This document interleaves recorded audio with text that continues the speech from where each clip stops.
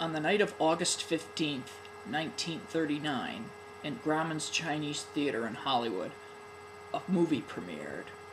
Although it wasn't successful in the year it was released, as years went by, it became very popular. Now, 70 years later, it still remains a well-loved movie in the history of cinema. I am talking about the 1939 MGM adaptation of L. Frank Baum's The Wizard of Oz. The Wizard of Oz tells the story of Dorothy, a Kansas farm girl swept away by a tornado into a colorful fantasy land. There, she comes across a scarecrow, a tin man, and a cowardly lion. Now, she and her friends have to journey to the Emerald City so she can find her way home, so he can get a brain, and him a heart, and him courage. But before the requests are granted, they must destroy a wicked witch and bring the wizard her broomstick. Now, Wizard of Oz was purchased to MGM for $75,000. Judy Garland was the first choice in mind to play Dorothy, but apparently MGM's New York offices wanted Shirley Temple for the role. Unfortunately, or fortunately, Fox refused to sell her a contract to MGM, so Judy got the role that made her immortal. It was also the first time she sang a song that would forever be her signature song.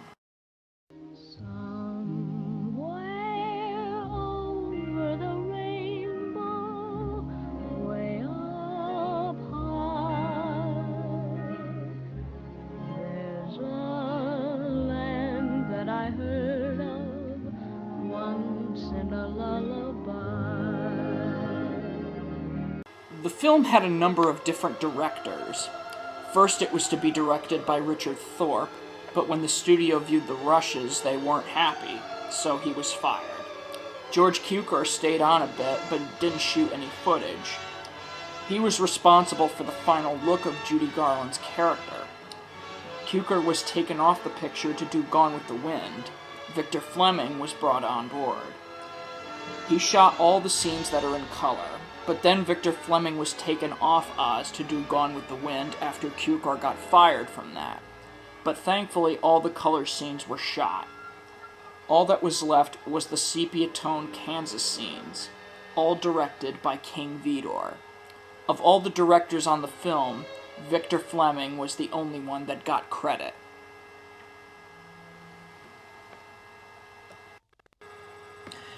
Now, as much as I love this movie, you gotta be an alien not to, I'm a self-admitted smartass. You ought to be ashamed of yourself! Let me finish, please.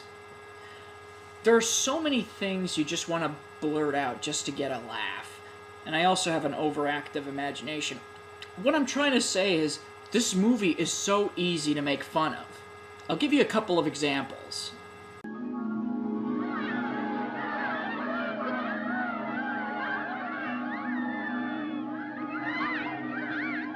$100, whoever hits the bubble!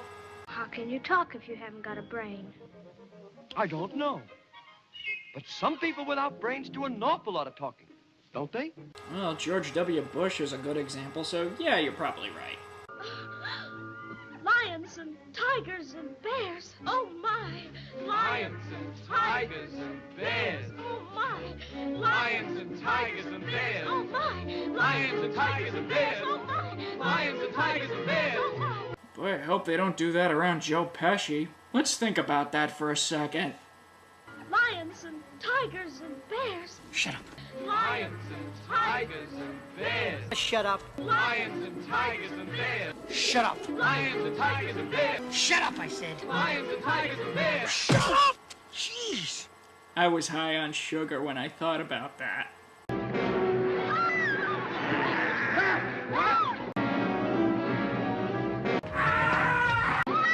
Okay, that didn't happen. You cursed brat! Look what you've done! I'm melting! Melting! Oh, what a world! What a world! Who would have thought a good little girl like you could destroy my beautiful wickedness? Ah, look out! Look out! I'm going!